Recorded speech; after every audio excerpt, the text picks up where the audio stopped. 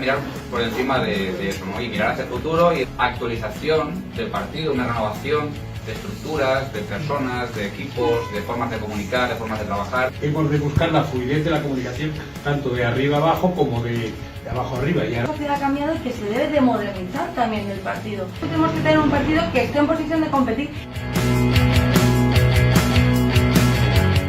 El Partido Socialista tiene que contar con los militantes, saber qué sabe cada uno y dónde puede contribuir mejor, ¿no? Ir a recoger ideas que venga a la ciudadanía de cómo cambiar la ciudad. Utilitzar més el caràcter valencià que té el PSPV-PSOE.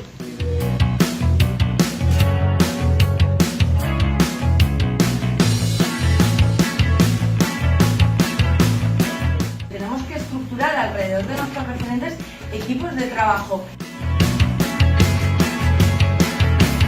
Es importante recuperar esa ilusión y ese orgullo de ser socialistas. Hay mucho trabajo por hacer en el partido todavía. Militancia, como está diciendo Eduardo, hay que hacerla hacia afuera. Tener el valor de abrir las agrupaciones para afuera. ¿Qué pasa del partido hacia afuera?